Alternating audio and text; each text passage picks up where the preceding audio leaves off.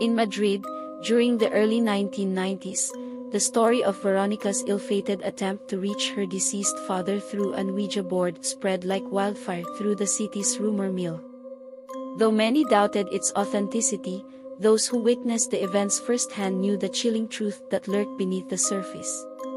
Veronica, a young girl still grappling with the loss of her father, stumbled upon the dusty relic of an Ouija board in the attic of her family's home.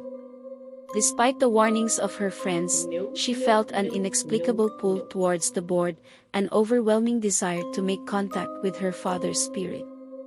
Gathering her closest friends one fateful evening, Veronica lit candles and set the stage for a seance, her heart pounding with a mixture of excitement and trepidation. As they placed their fingers lightly on the planchette, they called out to the spirit world, their voices trembling with anticipation. At first, the seance seemed harmless enough. The planchette moved with a fluidity that sent shivers down their spines, spelling out responses that seemed to come from beyond the grave. But as the night wore on, a darkness began to descend upon the group, casting a shadow over their once light-hearted gathering. Suddenly, without warning, Veronica's demeanor changed. Her eyes took on a vacant, distant stare, and her body went rigid as if seized by some unseen force. Her friends watched in horror as she began to convulse, her limbs contorting in unnatural ways. Terrified, her friends called the police, who arrived to find Veronica writhing on the ground, seemingly under attack by an invisible entity. They watched in stunned disbelief as she was thrown against the walls, her body battered and bruised by forces they could not see.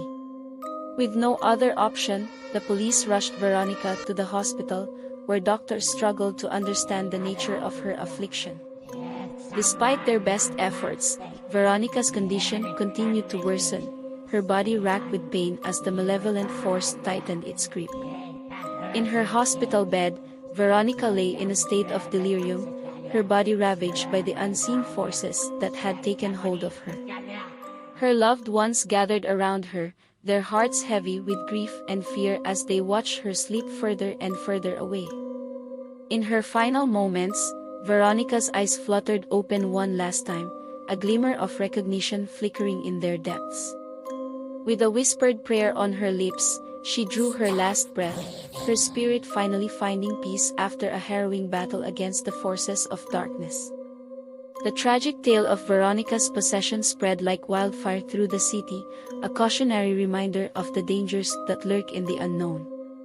Though her intentions were pure, her actions had unleashed a terror that would haunt the memories of all who knew her for years to come.